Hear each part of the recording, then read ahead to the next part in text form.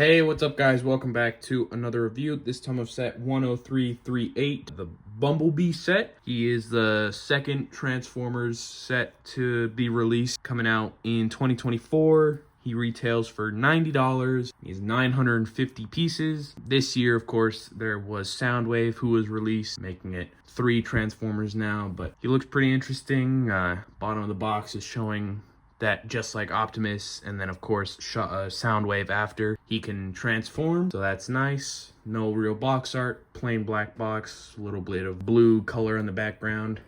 The top of the box shows him in car mode with 1-to-1 scale of the Autobot logo on his chest, Hasbro logo on the side with him waving, and then showing the transformation as well as some other features of the set and the dimensions. Then the other side is just the Transformers logo again, and you open it up with the tape up here.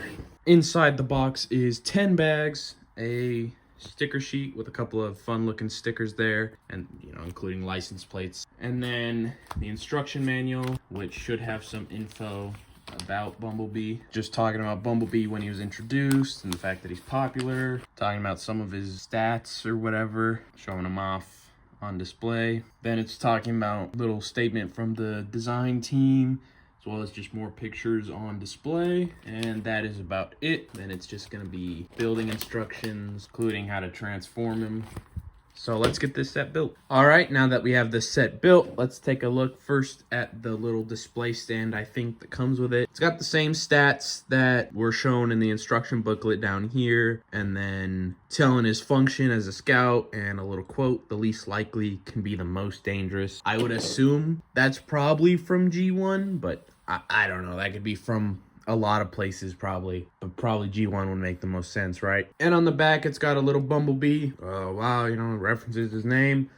And there's another one in the windshield you can kind of see right there. Not quite super clearly. And of course, right off the bat, a big difference from the Optimus model was you build this one in car mode.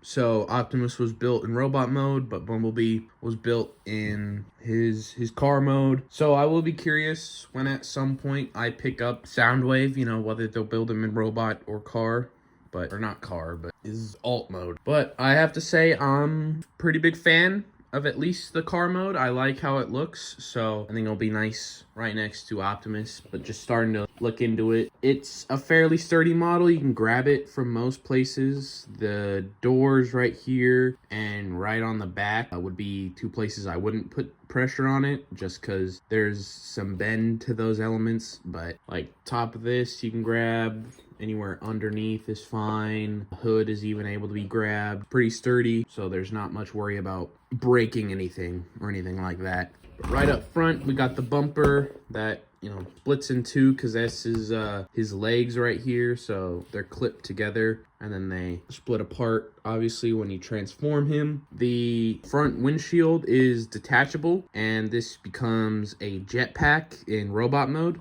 You just fold it up differently and put it on his back. He's got the 2 Autobot logos, which are optional.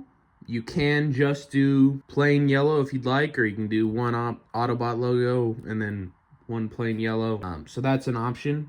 I went with Autobot logos because I just thought it looked more unique, I guess. I don't know. On the sides here, like I said, is the doors, and these do move for the transformation process, as well as right here is his hands hidden up right here in robot mode. Detaching this, you can see the Bumblebee logo, and then what I suppose would be maybe like jetpack parts hidden inside in the interior, and that's pretty easy to slap in there.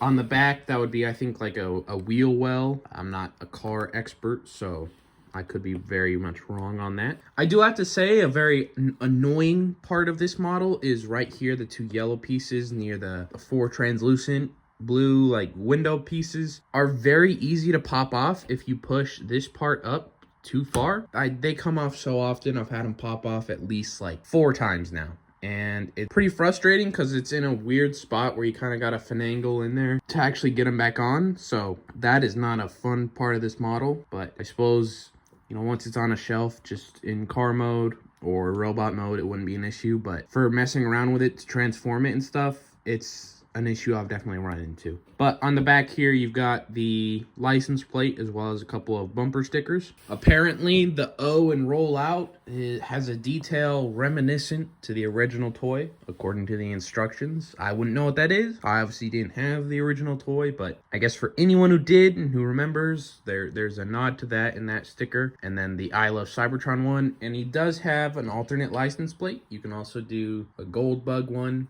I just went for Bumblebee 84. I liked it more. Either one's a good option. And another part of the transformation process involves this, where you can see Bumblebee's head tucked under there, hidden away in car mode. All in all, I think a pretty nice car mode. My only issue would be that I think has been pointed out by others that there's a couple of gray pieces here and there where just due to Lego not really making specialized colors for pieces just for one-off set, it ends up that you'll get a bit of gray sticking through. And it's not the end of the world or anything, of course, but it's kind of just always like, it should just be all yellow right here, you know, and right there. But they don't make those pieces in yellow, so it is what it is. But now, to go through the process of transforming it, a bit of a pain in the ass, but I will try my best to do what I can and have it show up nicely on camera as well. Sped up, of course, because it's going to take a while. But let's get it going.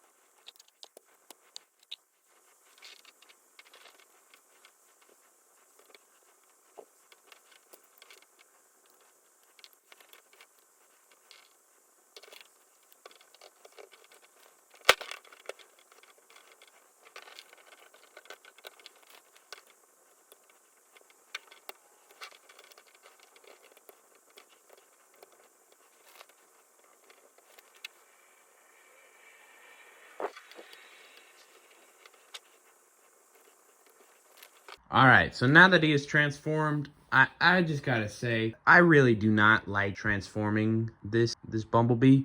And to be honest, I guess I'm kind of glad that I don't really like how the robot mode looks either, because it means that once this review is done, I go through the trouble of transforming him one more time, and then that's it. Like, he is staying in car mode. I don't care. Like, I don't enjoy transforming him. Like, Optimus, I keep him in truck mode, but he's got a pretty straightforward transformation, so I don't have an issue of just every, once in a while kind of messing around, seeing him in robot mode again, just for the fun, I kind of like messing around with that set. And maybe this is just from inexperience with, like, actual Transformers toys, right? Like, the most I've had is a mini Optimus Prime, like, Transformers Prime guy that was, like, pretty simple to put together into truck mode. A couple of toys that didn't transform, they just, like, went into, like, weapon modes from Dark of the Moon, like in their car mode when they pop out all the guns. And I had a Dark of the Moon Sentinel Prime that I could never figure out how to transform. And to be honest, I think was missing a few things to be able to transform, but I don't know. So Legos was like the big thing I had, as the Christmas gift or birthday gift kind of thing. So Transformers isn't really my expertise in terms of their toys and stuff, but it's really not enjoyable, I think, at least for me, to transform this guy. It's really like a pain in the ass, and I don't think the end result is like that worth it either. Like, I think the robot mode's ugly, but I guess to get into it, it did say in the instructions he's got like a couple of new pieces, like a couple of new colors of pieces that are in yellow for this set. Plus, right here, this is apparently a new piece, and that does keep him sturdy. Like, it's not a bad robot mode in, like, terms of sturdiness or anything. Like, pretty solid. I don't like the feet, I guess. Like, I wish the feet and the legs had a bit more posability